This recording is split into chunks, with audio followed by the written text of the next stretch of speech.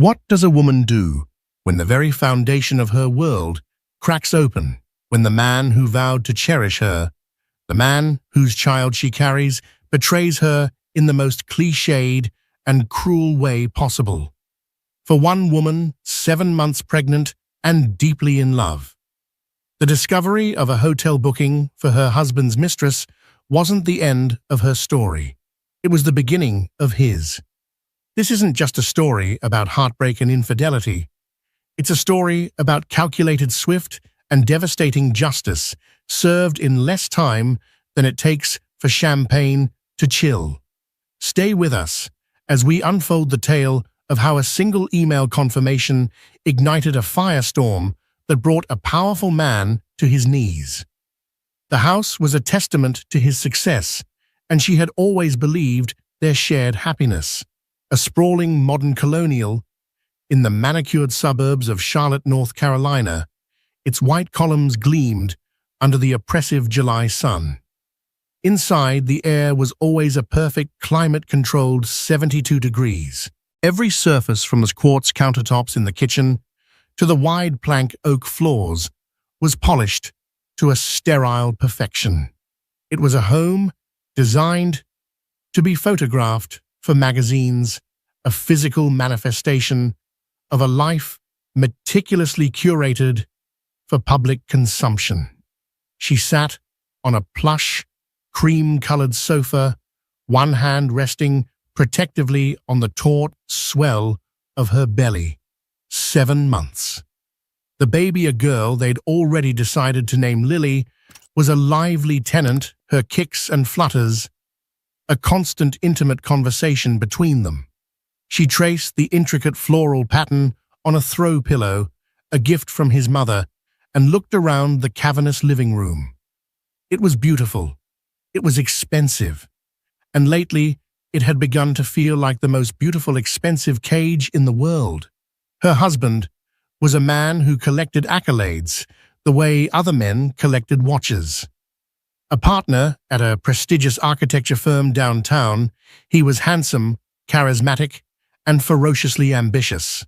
He moved through the world with an unshakable confidence that people found intoxicating. She had once found it intoxicating too. Now, it felt like a shield she could no longer penetrate. The change had been gradual, a slow cooling she'd first attributed to the stress of his latest project, a massive corporate campus that promised to be the jewel in his professional crown. He worked later. His phone became a permanent extension of his hand, angled away from her with practiced subtlety. His kisses became fleeting pecks on the cheek that held no warmth. When she tried to talk about it, he'd smile, that disarming smile, and tuck a strand of hair behind her ear. "Just stressed, honey," he'd murmur, his voice a low, reassuring hum. "This project is a beast. Once it's done, it'll be you, me, and Lily, I promise." And she, wanting to be the supportive, understanding wife, had believed him. She blamed her unease on pregnancy hormones, on the anxieties of impending motherhood. But a seed of doubt had been planted, and in the fertile ground of her growing loneliness, it had begun to sprout. The computer was their shared device, a sleek iMac, sitting on a custom-built desk in the sunroom. It was a symbol of their transparency, or so she thought. He rarely used it anymore, preferring the privacy of his laptop and phone, but his email was still logged in. It had been an accident, truly. She was looking up a recipe for a prenatal-friendly risotto when a notification banner slid into the top right corner of the screen. It was from the Grand Bohemian Hotel, an upscale artsy boutique hotel downtown, known for its romantic ambiance and rooftop bar. Subject, your reservation confirmation. For this Friday, her heart didn't just sink, it plummeted. A cold, sharp dread pierced through the warm contentment of her afternoon. Maybe it's a surprise for me, she thought, a desperate, flimsy shield against the incoming blow. A last romantic getaway before the baby comes. Her fingers trembled as she clicked on the email. The cursor seemed to shake on the screen. The page loaded, and the details filled the space where her hope had been moments before. Reservation for 2 adults, room type. King suite with balcony, check-in. Friday, July 18th. Check-out, Sunday, July 20th. And then the special requests section, a detail so gratuitously cruel it stole her breath. Please have a bottle of Veuve Clicquot and a bouquet of white tulips in the room upon arrival. It is a special celebration. White tulips. They were her favorite flower. He had given them to her on their first date, on their wedding day, on the day they found out she was pregnant. It was their flower, and the champagne she couldn't drink, a fact he was keenly aware of. The world tilted. The polished floors seemed to ripple, the perfectly arranged furniture dissolving into a blur of beige and cream. This wasn't a surprise for her. This was a carefully planned, romantic weekend for him, and someone else paid for with their shared money, decorated with symbols stolen from their life together. It was a desecration. For a moment, all she could feel was a profound, crushing grief. The life she had so carefully built, the future she had so vividly imagined, a laughing baby girl, a loving husband, by her side shattered into a million pieces. A sob escaped her, raw and guttural. She pressed her fist to her mouth, stifling the sound. She would not fall apart. Not yet. The grief was a physical thing, a stone in her gut. But beneath the stone, a different fire was kindling, the cold, clean flame of fury. He hadn't just betrayed her, he had insulted her intelligence. He had used the very architecture of their love to build a weekend escape for his mistress. He thought she was a fool. He thought she was just the pregnant wife, hormonal and docile, waiting patiently in their gilded cage. He had miscalculated. Badly. She was not just a wife and an expectant mother. Before she had married him, she had been a forensic accountant. She had spent 6 years of her life wading through complex financial records, finding the hidden transactions, the secret accounts, the lies people told with numbers. She was a woman who knew how to follow a trail. With a newfound steadiness, her hands moved across the keyboard. The grief was still there, a howling void in her chest, but her mind was suddenly terrifyingly clear. She saved a PDF of the hotel confirmation to a hidden, encrypted flash drive she kept in her jewelry box. Then she began to dig. If he was this brazen, this arrogant, the hotel booking wouldn't be his first or only mistake. She opened their shared credit card statements, their joint bank accounts. She knew his passwords, his habits, his digital footprint. For years, she had respected his privacy. Now that respect was ash. She worked with a quiet, methodical fury, her background in finance giving her a roadmap. She wasn't just looking for dinner receipts or flower purchases anymore. She was looking for patterns. She was looking for leverage. And in the silent, perfectly climate-controlled house, surrounded by the trappings of a perfect life, she began to unearth the rot that lay beneath. The first stone had been turned. Now she was going to tear down the whole facade. The sun began to dip below the horizon, painting the sky in hues of orange and purple that were mockingly beautiful. The house grew dark, but she didn't turn on the lights. She preferred the encroaching shadows. They suited her mood. The glow of the iMac screen cast a pale blue light on her face, illuminating the grim set of her jaw. For 3 hours, she had been immersed in a world of numbers and transactions, a world she knew intimately. It was like slipping back into a former skin. The initial search was for the obvious recurring payments to a person she didn't know, suspicious cash withdrawals, unexplained charges, at restaurants she'd never been to. She found them, of course, small, almost untraceable transfers via a payment app to a name she didn't recognize, a junior designer at his firm, according to a quick search on the company's website. There were lunches at expensive downtown bistros on days he was supposedly swamped with meetings. This was the kindling, the proof of the affair itself. But it wasn't enough. A simple affair was a private tragedy. It would lead to a messy, painful divorce where he, with his high-powered attorneys and substantial income, would likely steamroll her. He would paint her as emotional vindictive. They would drag it out for years, whittling away at her spirit and her finances. She refused to let that happen. She wasn't aiming for a simple divorce. She was aiming for total annihilation. Her forensic accounting instincts told her that personal recklessness often bled into professional recklessness. A man who felt entitled to a secret life often felt entitled to other things as well. She shifted her focus from their personal accounts to the business records she had access to.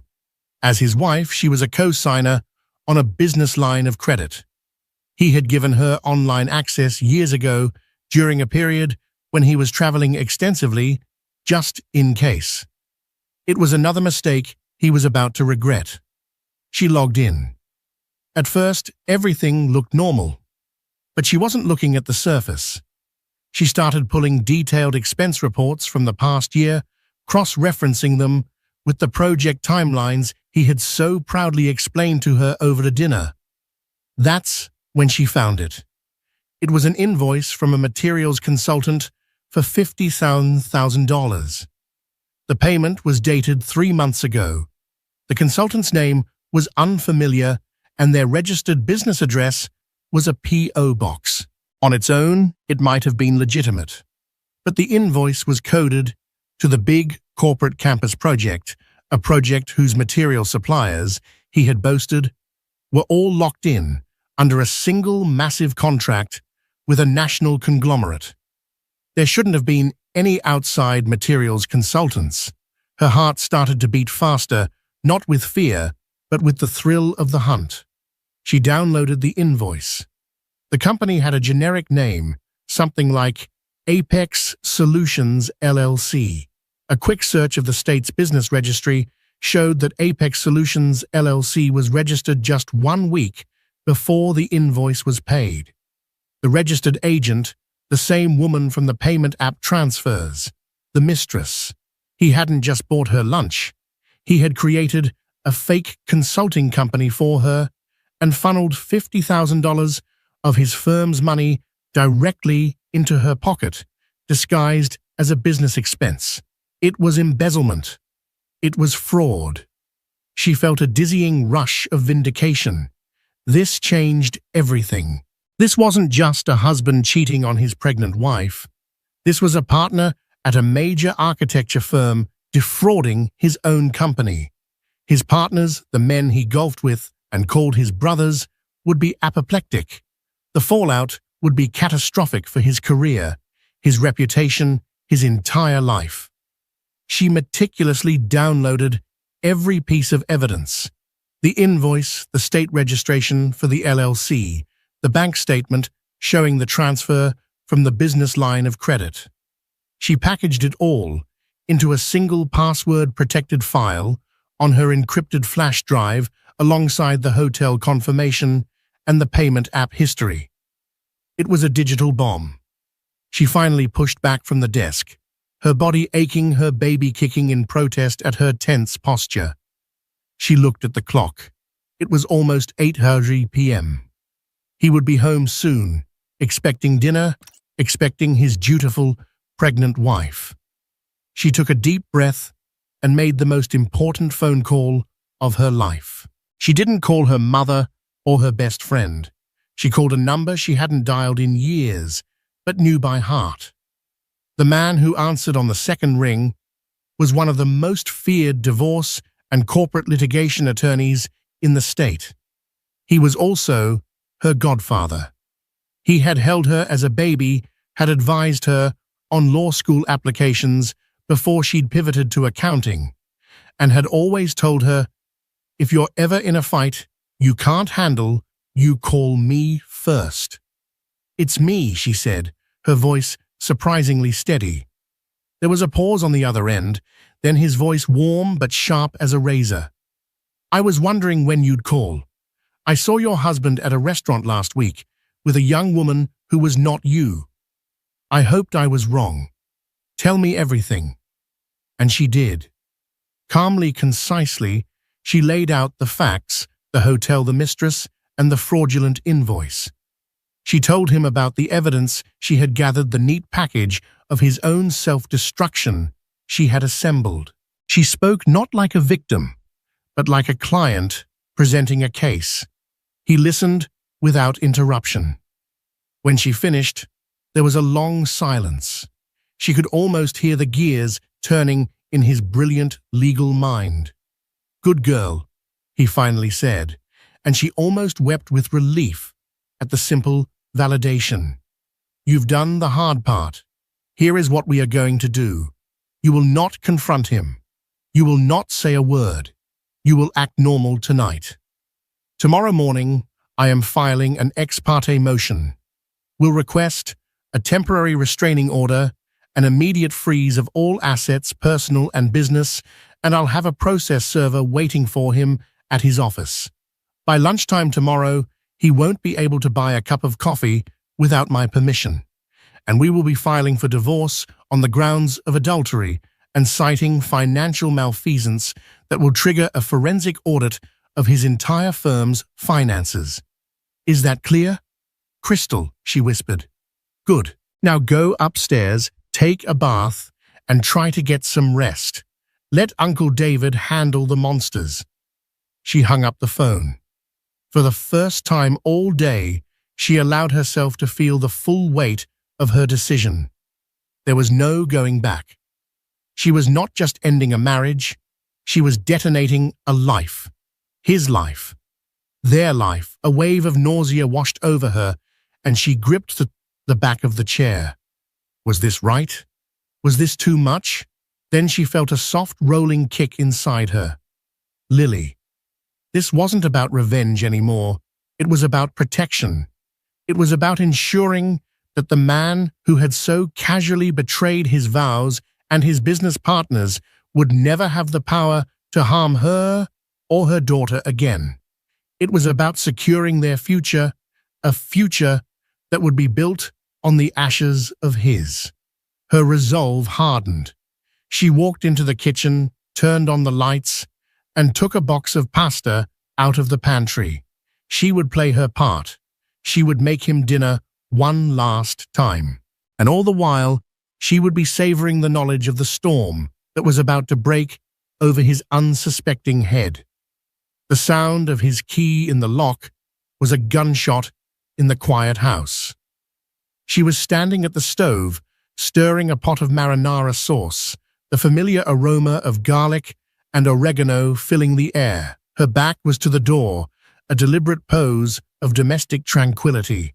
She had changed into a soft maternity dress, brushed her hair, and put on a touch of makeup.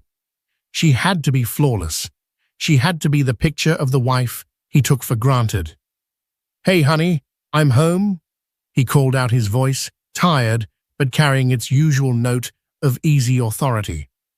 She turned a slow, deliberate movement and manufactured a smile. It felt brittle, like a piece of glass about to shatter. "Hey, you. Long day." He loosened his tie as he walked towards her, dropping his leather briefcase by the door. "The longest. The clients are demanding, the board is breathing down my neck. You know how it is." He leaned in to kiss her, and she forced herself not to flinch as his lips brushed her cheek. The kiss was cool, perfunctory.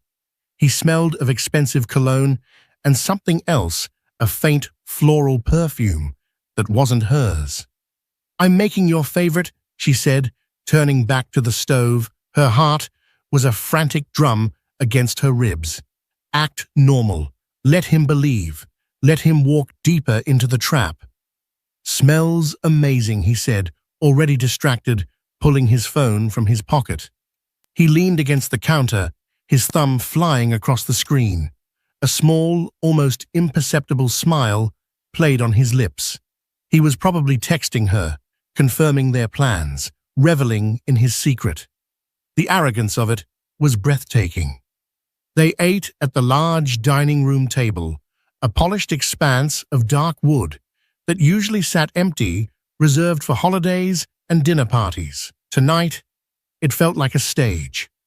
She had set out the good china-lit candles, a parody of a romantic dinner. "This is nice," he said, looking around. "What's the occasion?" "No occasion," she replied, her voice smooth as silk.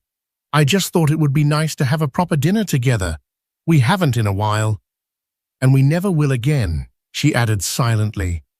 She kept the conversation light, asking about his day, feigning interest in the corporate politics of his firm. She was the perfect audience, nodding and smiling as he spoke about his triumphs, his frustrations. He barely asked about her. He didn't ask how she was feeling or if the baby had been active. He was a performer, and he had an audience of one. It was all he required. Halfway through the meal, he put his fork down and adopted a serious expression. "Listen, honey, about this weekend. Something's come up at work." Her blood ran cold. Here it was, the lie. "Oh," she asked, her voice a perfect imitation of mild disappointment. "Yeah, one of the main investors for the campus project is flying in unexpectedly. I have to entertain him, show him around. It's a whole weekend thing. I'm going to have to stay downtown at the hotel with him, be on call 24/7. I am so sorry. I know we were supposed to spend the weekend nesting." He delivered the lie so flawlessly, with such convincing regret in his eyes.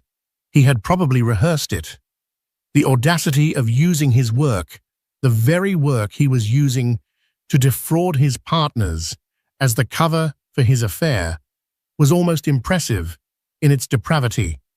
He was using a lie to cover a crime, to enable a betrayal. She looked at him, truly looked at him, for the first time in a long time. She saw past the handsome face and the charming smile. She saw a hollow man, a creature of pure ego, and she felt nothing. The love she had held for him for 7 years had been cauterized, burned away by the fury and the truth. "Oh, honey, don't worry about it," she said, her voice dripping with false sympathy. She reached across the table and placed her hand on his. His skin was warm. "I completely understand. Work is important. You have to do what you have to do. We'll have plenty of weekends after the baby comes." Relief washed over his face. He squeezed her hand. "You're the best. So understanding. I knew you would be." He had expected a fight, perhaps some pouting or tears. He had his script ready for that too, the classic, "you're being hormonal" defense. Her easy acceptance was a gift he eagerly accepted, blind to the fact that it was bait. "Which hotel are you staying at?" she asked, a casual, innocent question. "The Grand Bohemian," he said, without hesitation. "It's where the firm always puts up VIPs." The sheer, unadulterated gall.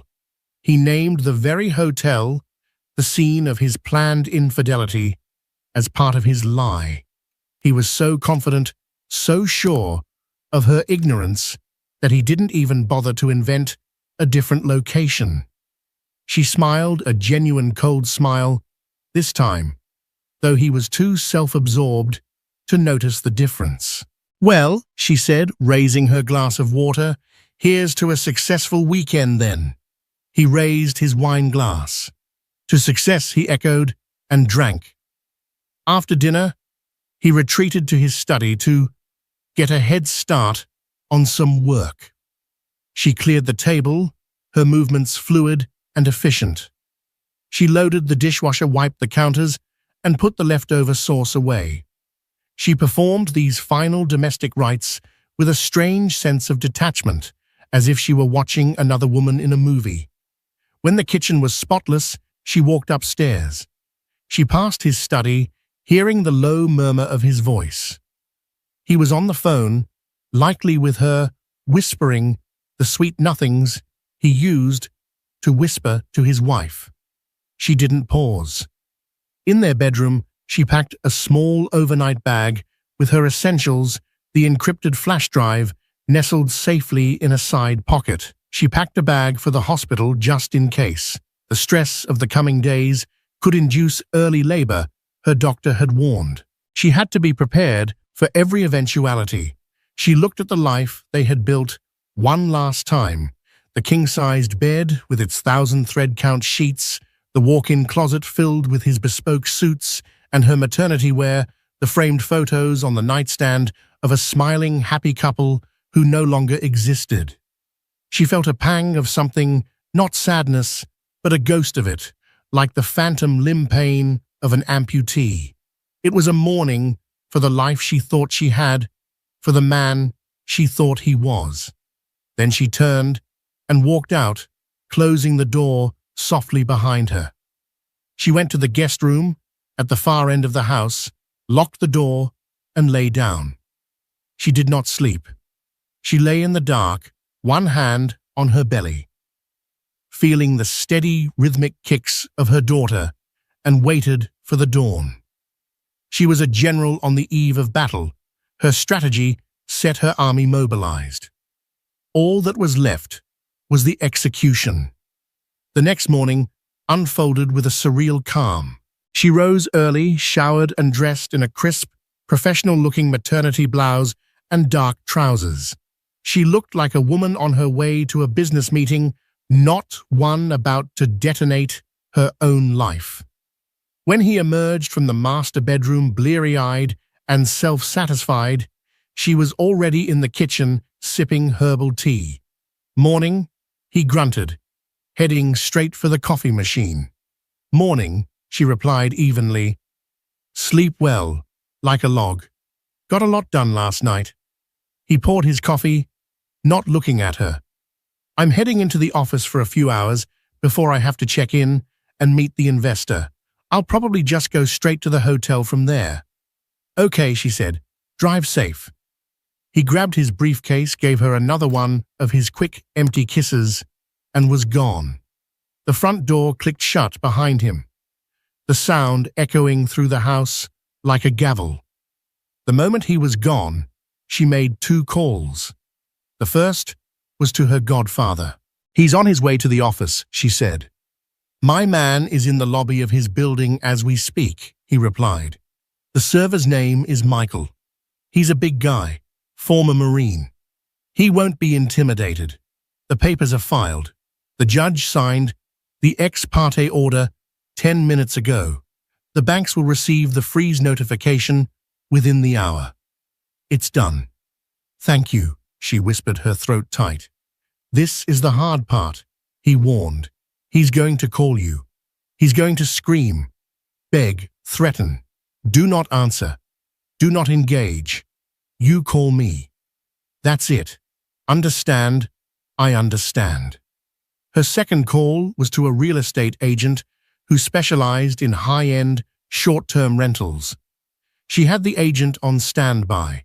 She gave her the green light to secure a 2-bedroom furnished condo in a secure building downtown, close to her godfather's office. The lease was signed electronically, and the deposit paid from a separate bank account she had maintained since before her marriage, an account her husband knew nothing about. By 10:00 a.m., a moving truck, small and discreet, was parked in her driveway. She directed the 2-man crew.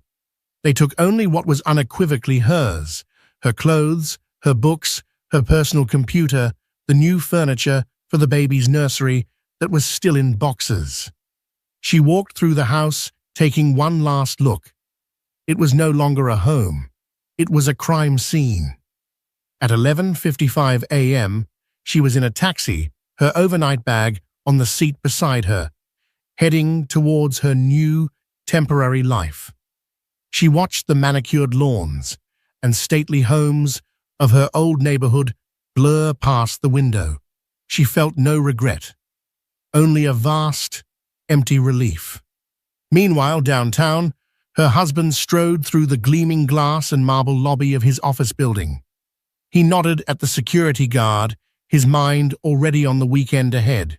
He was thinking about the feel of the hotel's plush carpets, the taste of champagne, the look on his mistress's face when she saw the tulips. He was so lost in his triumphant fantasy that he barely noticed the large, impassive man in a nondescript suit standing near the elevator bank. As he reached for the call button, the man stepped forward. "Are you him?" the man asked, his voice flat and devoid of emotion. He looked the man up and down, annoyed by the interruption. "Yes, can I help you?" "You've been served," the man said. He thrust a thick manila envelope into his hand. He stared at the envelope, confused. "What is this? I think you have the wrong person." "No mistake," the man said, already turning to walk away. He tore open the envelope, a frown creasing his brow. He pulled out a thick stack of documents.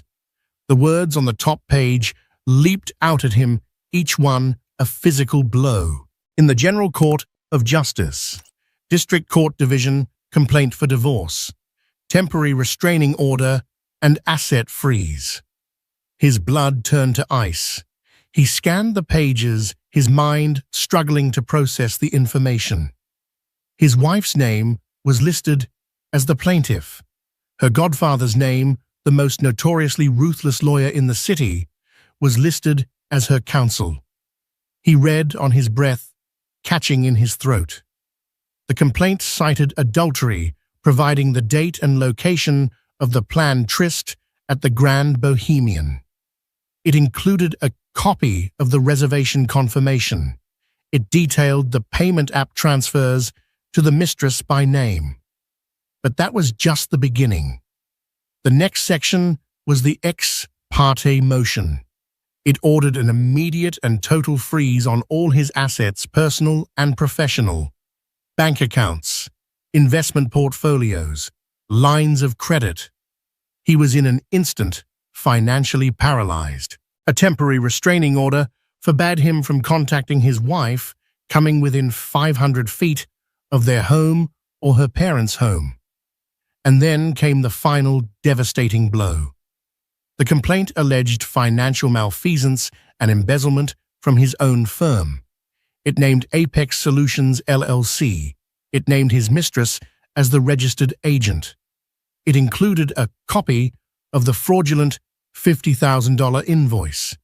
It stated that a motion was being filed to compel a full forensic audit of the firm's entire financial history. He felt the lobby begin to spin. The marble floors seemed to lurch beneath his feet. This wasn't a divorce filing. This was a declaration of war. This was a meticulously planned, flawlessly executed corporate assassination. His first instinct was rage. He fumbled for his phone, his hands shaking so violently he could barely unlock it. He dialed her number. It went straight to voicemail. He dialed again. Voicemail. He fired off a series of furious, incoherent texts. "What the hell is this, you crazy bitch? You will regret this. Pick up the phone." No response. He tried to call his banker. A polite but firm secretary informed him his accounts were frozen by court order, and all inquiries would need to be directed through his attorney. He didn't have an attorney. He stumbled into the elevator, the thick sheaf of papers clutched in his white-knuckled fist. He felt the eyes of everyone in the lobby on him. The man who had walked in 10 minutes ago as a titan of industry was now just a man in a suit, holding the blueprint for his own destruction. When he reached his corner office, with its panoramic views of the city he thought he owned, he sank into his expensive leather chair. The reality began to crash down on him in waves. The hotel the mistress, the money, the firm, his partners. She knew everything, and she hadn't cried, she hadn't screamed, she had smiled, made him dinner, and then systematically and silently dismantled his entire world while he slept. The quiet, understanding wife he had so confidently underestimated had just revealed herself to be the most formidable enemy he had ever faced.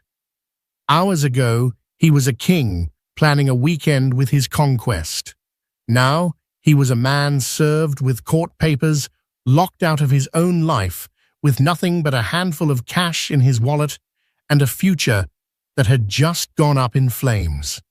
The first phone call came at 12:15 p.m., just as he was trying to wrap his head around the legal jargon that spelled out his doom.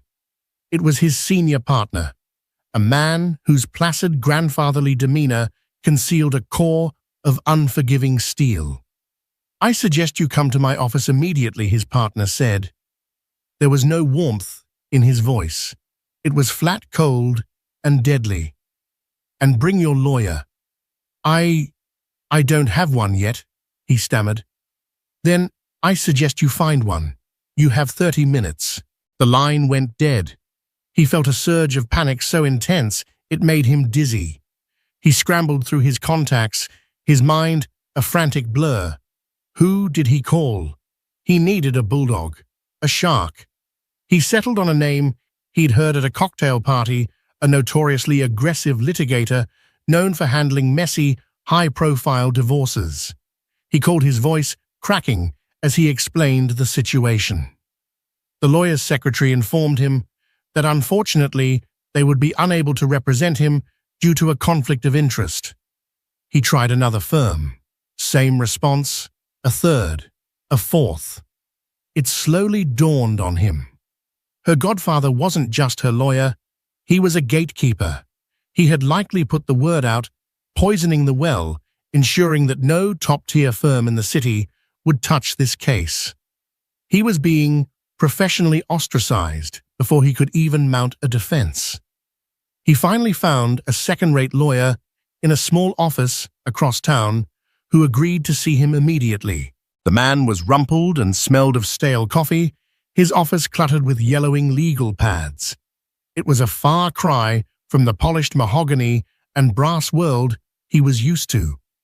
He walked into his partner's emergency meeting, feeling like a condemned man.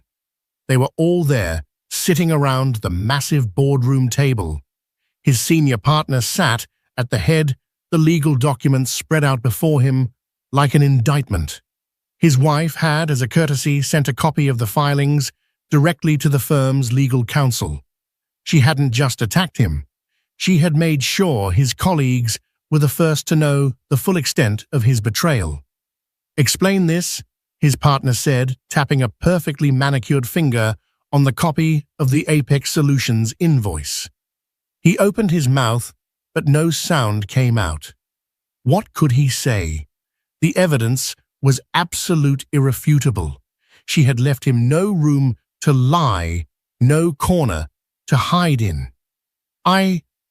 It's a misunderstanding." He managed the words, sounding feeble even to his own ears. A misunderstanding, another partner, a man he'd considered a friend, scoffed. "It looks like fraud. It looks like you used this firm as your personal piggy bank to pay your girlfriend. A forensic audit will tell us if this was the only time. Our preliminary counsel suggests we have no choice but to cooperate fully. We are launching an internal investigation effective immediately. You are suspended pending the outcome. Your access to company systems has been revoked. Security will escort you from the building." Suspended. The word hung in the air, thick and suffocating.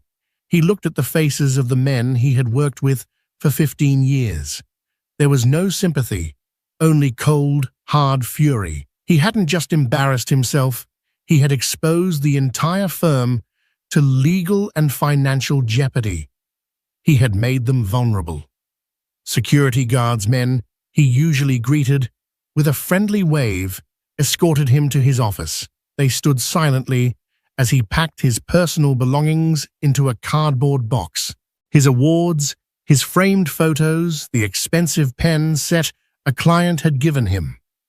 It was a walk of shame, past the desks of junior architects and designers who stared wide-eyed, whispering amongst themselves. The news was already spreading like wildfire.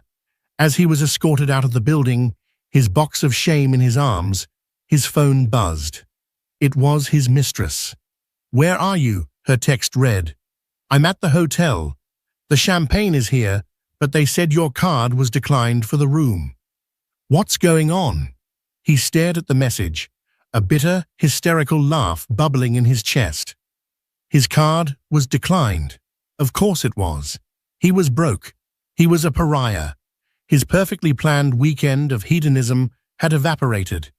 He pictured her standing in the opulent hotel room, surrounded by the tulips meant for his wife, a bottle of champagne she couldn't open, on a tab he couldn't pay.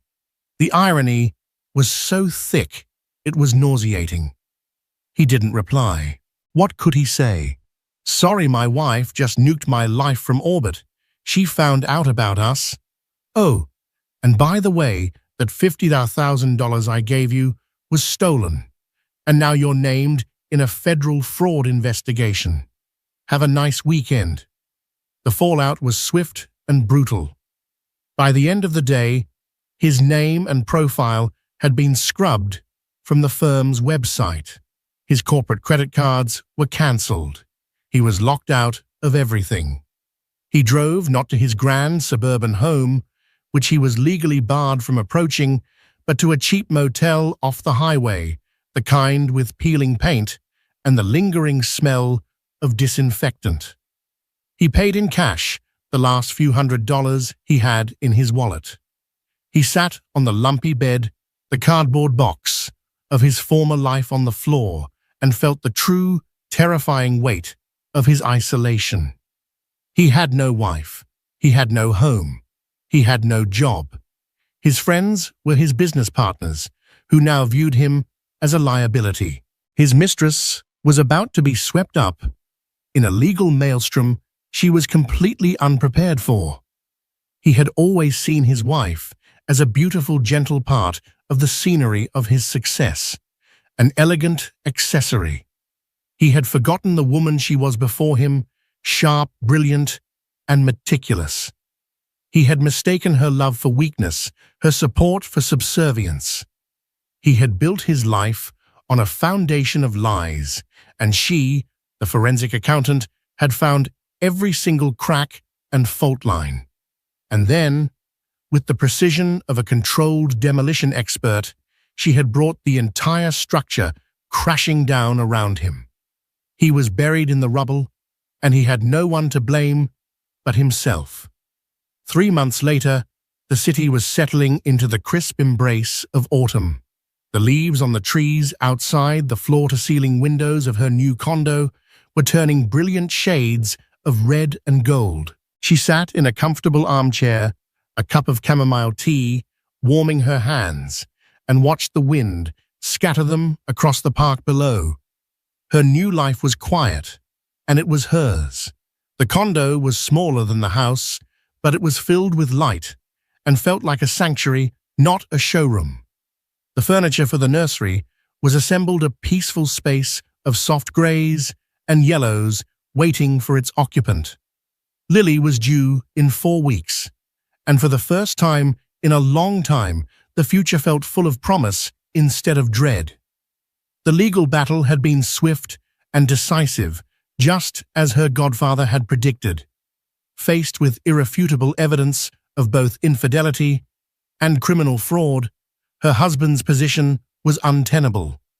His rumpled lawyer had advised him to settle, and to settle quickly. The divorce decree was a masterpiece of legal protection.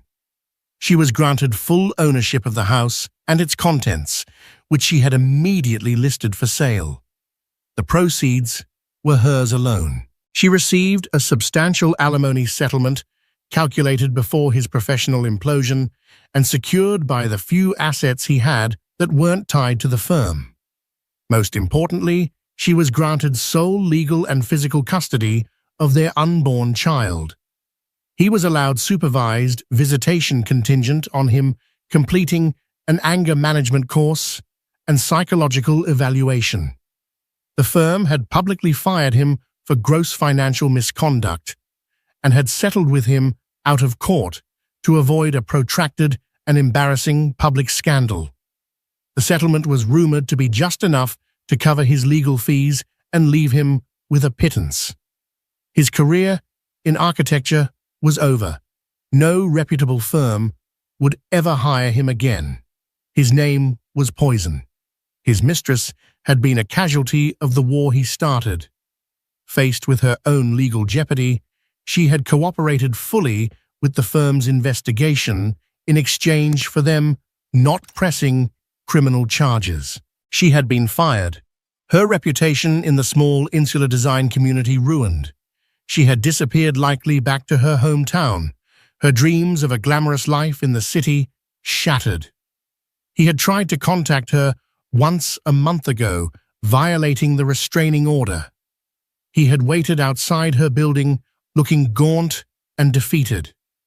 Her doorman had called security, and she had watched from her window as they escorted him away.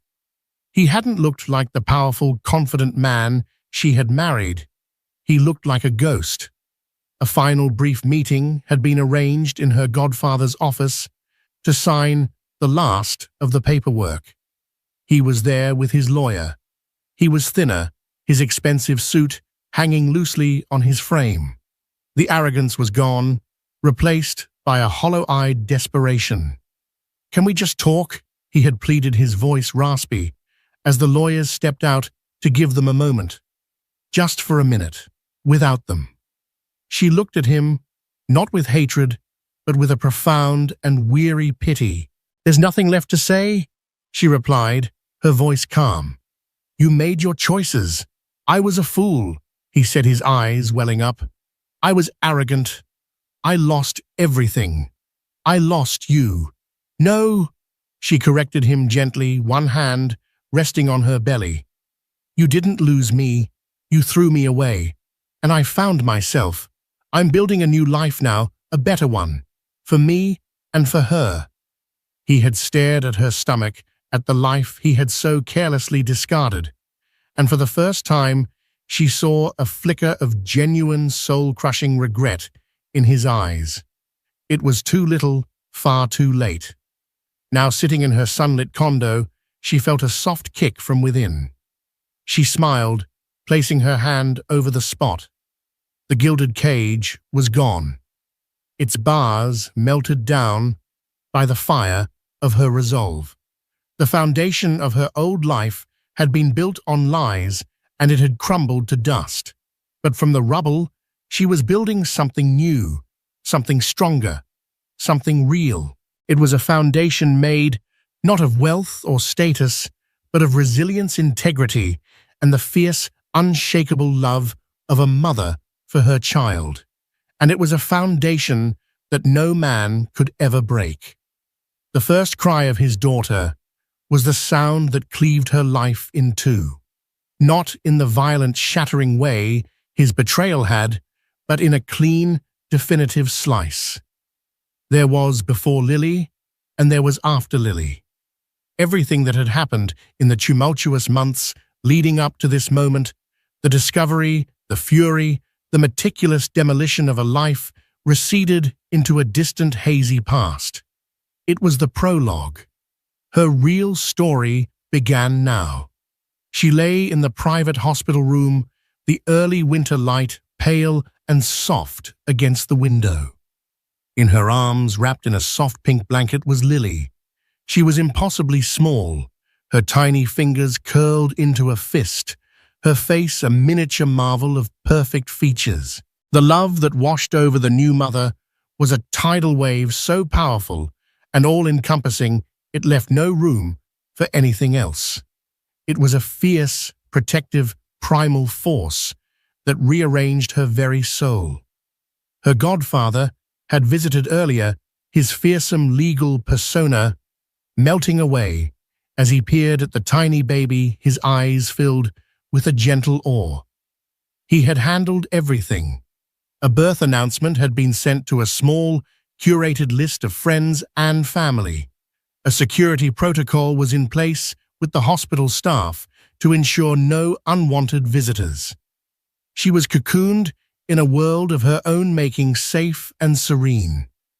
In the quiet of the afternoon, as Lily slept against her chest, a nurse knocked softly before entering. "This was just delivered for you," the nurse said, her voice bright. She was holding a magnificent, ostentatious bouquet. It was a cloud of pristine, white tulips.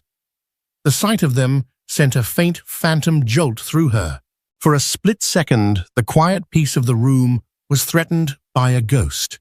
It was the flower of her old life, the symbol he had twisted and desecrated. The nurse held them out, and she saw the small, crisp envelope tucked among the stems. His name was written on the front, in his familiar, sharp handwriting. A year ago, this gesture would have undone her. 3 months ago, it would have filled her with cold rage. But now, holding her daughter, the emotional landscape had changed entirely. He was no longer the villain in her story. He wasn't even a character. He was a footnote in the prologue. "Could you read the card to me, please?" she asked the nurse, her voice calm. She didn't want to touch it.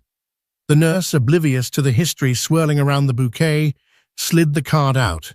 She read, "She's beautiful, just like her mother. I'm so sorry for everything. I will be better, for her." The words hung in the air, a final desperate plea for relevance.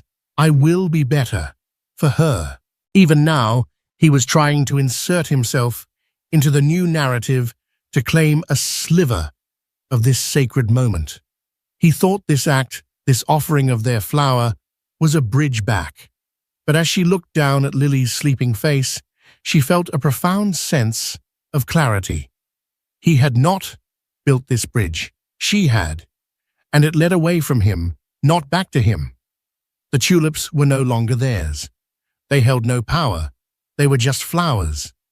She gave the nurse a serene smile. "Thank you. They're lovely," she said, "but the scent is a little strong for the baby. Would you mind? I think they would look wonderful at the nurse's station. Please tell everyone to enjoy them." The nurse's eyes widened slightly, surprised by the generous, if unusual, request. "Of course, that's very kind of you." She took the bouquet, a symbol of a man's desperate regret, and carried it out of the room to become a simple spot of brightness. In a busy hallway, its personal meaning erased. The mother watched her go, and with her, the last ghost of her past life. She had not rejected his offering with anger, but with indifference.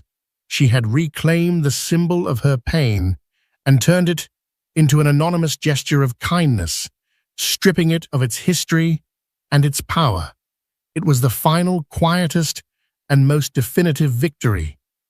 She drew her daughter closer, inhaling the sweet, milky scent of new life. "Hello, Lily," she whispered against the baby's downy hair, her voice thick with emotion. "It's just you and me now, and we are going to have the most wonderful life." The foundation was set. The house was built. And today, on the first day of her daughter's life, she had finally truly moved in. This wasn't just a story of revenge. It was a masterclass in self-preservation. It's a stark reminder that betrayal can awaken a strength we never knew we possessed. The wife in our story didn't just get even. She got free. She transformed her deepest pain into her greatest power, securing not just her own future, but the future of her child with breathtaking speed and precision. Her story is a testament to the fact that strength isn't about never falling. It's about how you rise and how you ensure that those who push you down can never do so again. If this story of resilience and retribution moved you, Please show your support by hitting that like button and sharing it with someone who needs to be reminded of their own inner strength. Don't forget to subscribe to our channel and ring the notification bell for more true-life dramas that will leave you breathless. What would you have done in her shoes? Let us know in the comments below. We read every single one. Thank you for listening.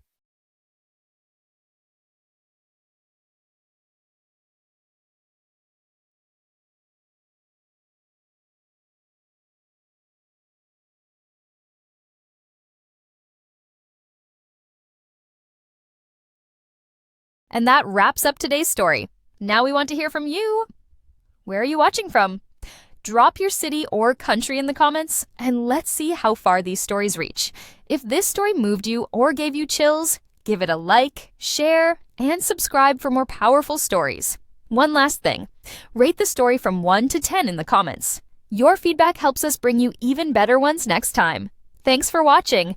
We appreciate you being part of this storytelling journey.